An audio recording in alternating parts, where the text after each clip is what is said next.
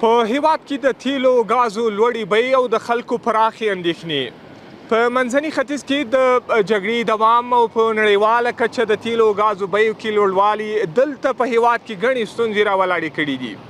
له تېرو څو ورځو را پدې خوا په هېواد کې د تېلو ګازو بیې په بېساري ډول لوړې شوي چې خلک یې له ګڼو ستونزو او د ورځنیو چارو له ځنډ سره مخ کړي دي. ښاریان او موټر چلونکي وایي چې که اسلامي امارت د تېلو ګازو نرخونه کنټرول نه کړي دوی به له ګڼو نورو ستونزو سره مخ شي.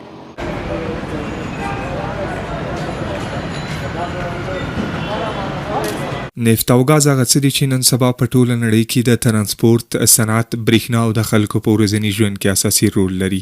له همدې امله د نفت او ګازو په بیو کې هر ډول بدلون د نړۍ پر اقتصاد او د خلکو پر ژوند مستقیم اغېز کوي. په منځني ختیځ کې د جګړې له دوام او په نړیوالو بازارونو کې د تېلو او ګازو د بیو له لوړېدو سره دلته په هېواد کې هم د تېلو او مایع ګازو بیې د تېرو څو ورځو راهیسې په بېساري ډول لوړې شوي دي. ښاریان او موټر چلونکي وایي په هېواد کې د تېلو او ګازو لوړو بیو له ګڼو اقتصادي ستونزو او د ورځنیو چارو له ځنډ سره مخ کړي. د دوی په وینا که اسلامي امارت د تېلو او ګازو نرخونه کنټرول نکړي دوی به له ګڼو نورو ستونزو سره مخ شي.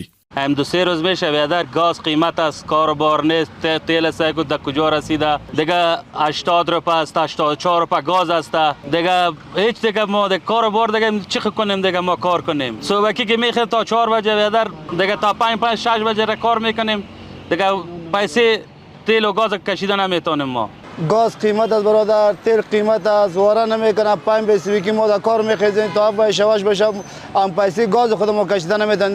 تا که گذرگاه رفتیم شام رفتیم گفتیم بگی 300 برای گاز بعد که برادر گاز قیمت است گاز نداریم. در دیگه تانگ رفتیم گاز نداریم، در دیگه تانگ رفتیم گاز نداریم.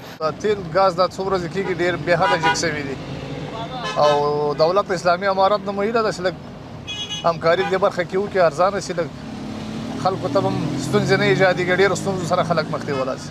دا په داسې حال کې ده چې په دې وروستیو ورځو کې په منځني ختیځ کې جګړې زور اخیستی او ورسره په نړیوالو بازارونو کې د تېلو او ګازو بیې په بېساري ډول لوړې شوي دي.